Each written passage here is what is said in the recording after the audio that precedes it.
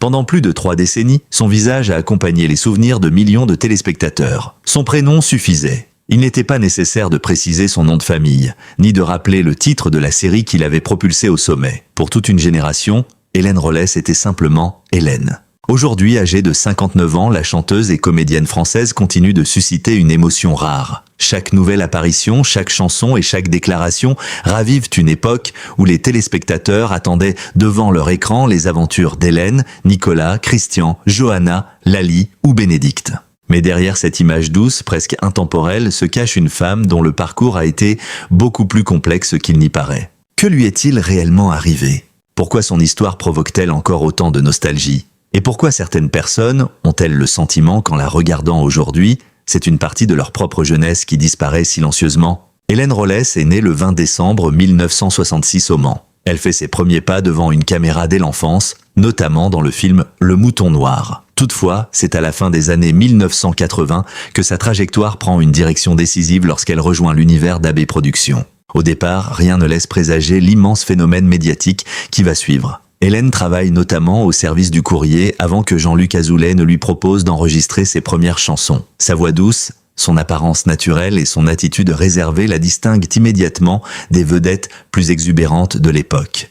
Puis vient la télévision. En 1991, elle apparaît dans Premier baiser sous les traits d'Hélène Girard. Le personnage rencontre un tel succès qu'une nouvelle série est créée autour d'elle, Hélène et les garçons. Diffusée à partir de 1992, la sitcom devient rapidement un véritable phénomène culturel. Chaque épisode rassemble un public considérable. Les jeunes téléspectateurs s'identifient aux histoires d'amour, aux disputes, aux réconciliations et aux rêves des personnages. Hélène et Nicolas deviennent l'un des couples les plus célèbres de la télévision française. Parallèlement, la carrière musicale d'Hélène explose. La chanson « Je m'appelle Hélène » devient un immense succès. Son refrain simple traverse les frontières et reste, plusieurs décennies plus tard, indissociable de son interprète. Des albums se vendent massivement, les concerts affichent le complet et le visage d'Hélène apparaît dans les magazines, sur les affiches et dans les chambres de milliers d'adolescents. Mais la célébrité possède toujours un prix.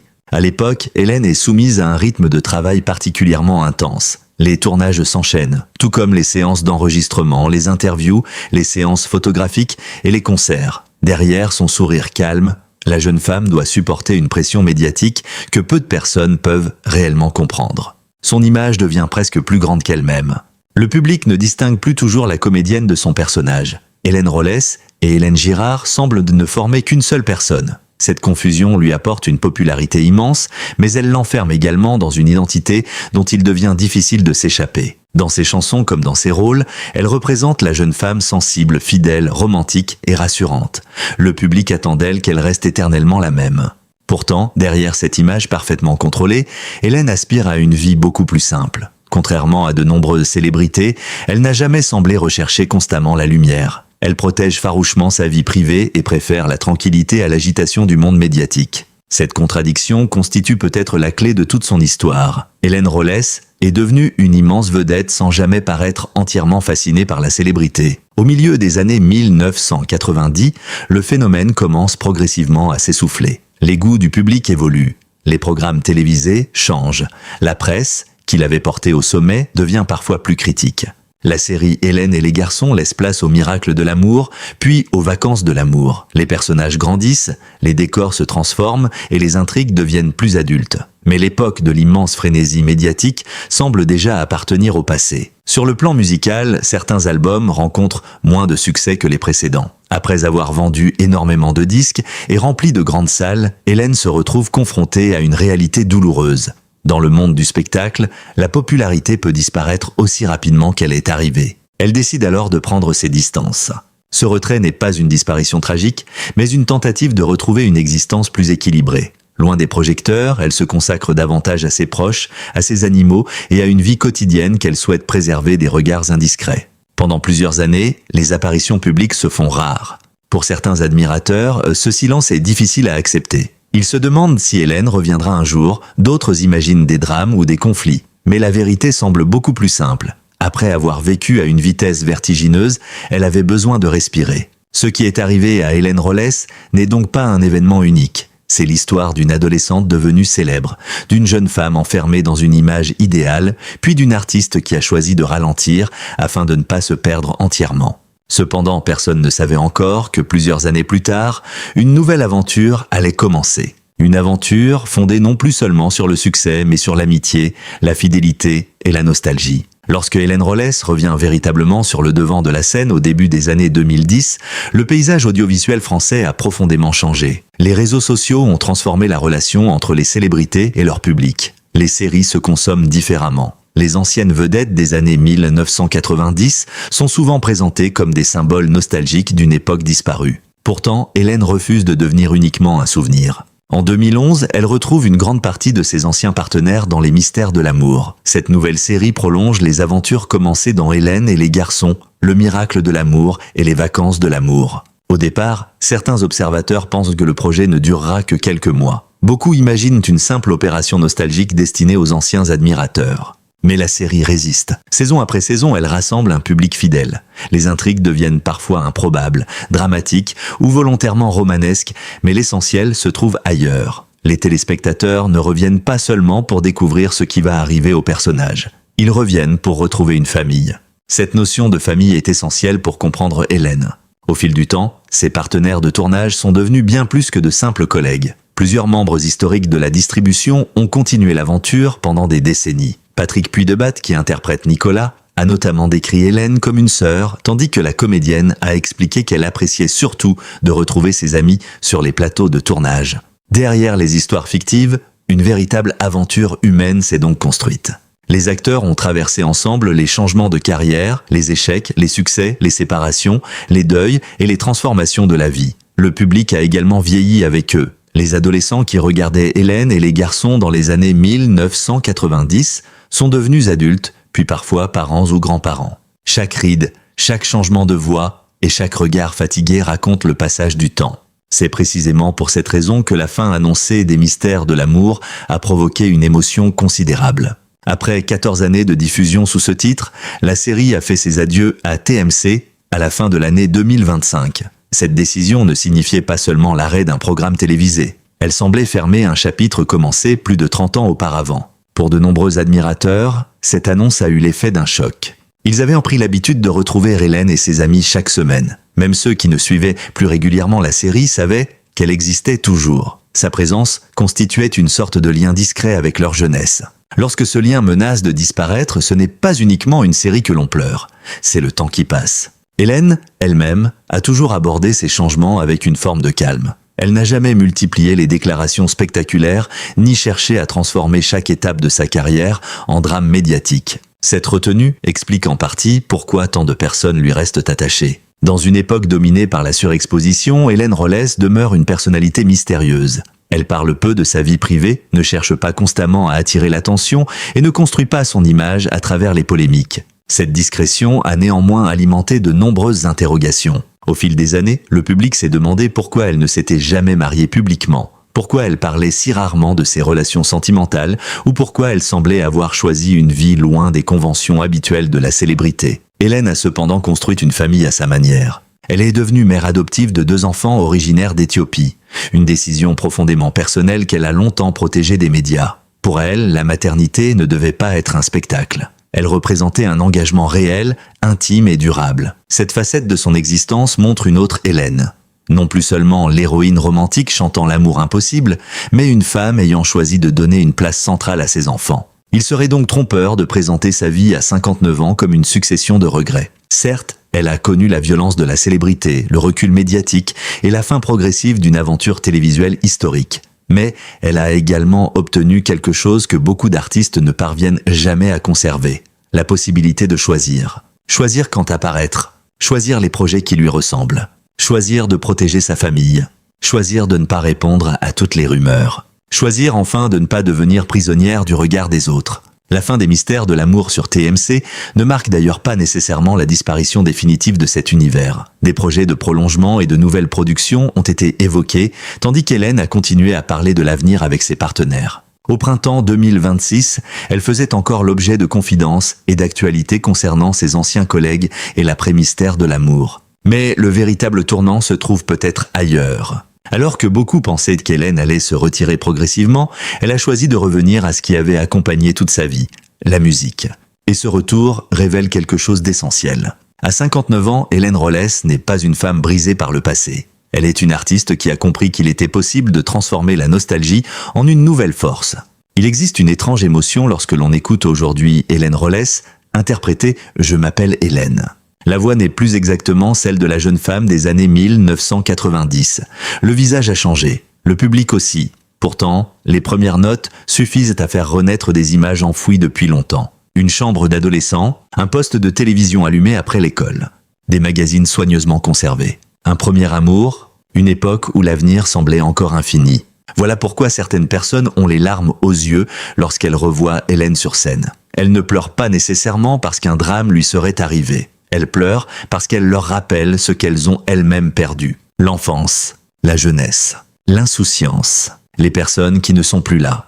À 59 ans, Hélène incarne malgré elle le passage du temps, mais elle incarne également la continuité. Contrairement aux rumeurs alarmistes qui peuvent circuler sur Internet, rien ne permet d'affirmer qu'elle traverse actuellement une tragédie médicale ou qu'elle aurait disparu de la vie publique. Les informations disponibles montrent au contraire une artiste toujours active. En 2026, un nouvel album portant son prénom a été mis en ligne. Il contient notamment des chansons françaises et asiatiques, ainsi qu'une version franco-chinoise de « Je m'appelle Hélène ». Ce projet n'est pas anodin.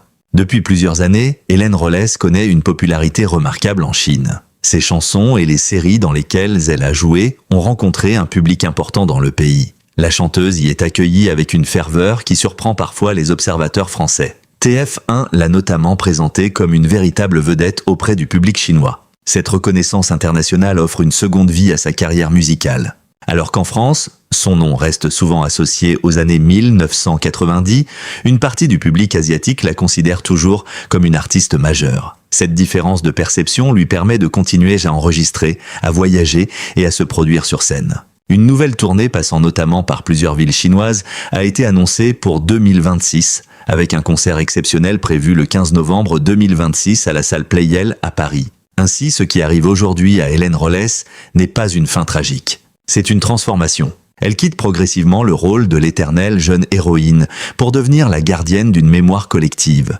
Elle ne cherche plus à battre des records de vente ou à dominer les classements. Elle semble désormais chanter pour ceux qui ont grandi avec elle, mais aussi pour un nouveau public qui découvre ses chansons sous un autre regard. Cette évolution possède une profonde dimension émotionnelle. Pendant longtemps, Hélène a dû correspondre à l'image que les autres avaient créée pour elle. Elle devait être douce, souriante, romantique et disponible. Aujourd'hui, elle semble davantage libre d'être simplement elle-même. Elle n'a plus besoin de prouver qu'elle est une vedette. Elle n'a plus besoin de courir après les tendances. Elle n'a plus besoin de dévoiler ses secrets pour rester intéressante. Son histoire suffit. Bien entendu, l'avenir reste incertain. Le monde de la télévision évolue rapidement. Rien ne garantit que les aventures de la bande d'Hélène se poursuivront encore pendant plusieurs années. Les membres de la distribution vieillissent et leurs priorités changent. Certains ont déjà quitté la série, tandis que d'autres se font plus rares. Hélène elle-même pourrait un jour décider de se retirer définitivement. Mais si ce jour arrive, son héritage sera considérable.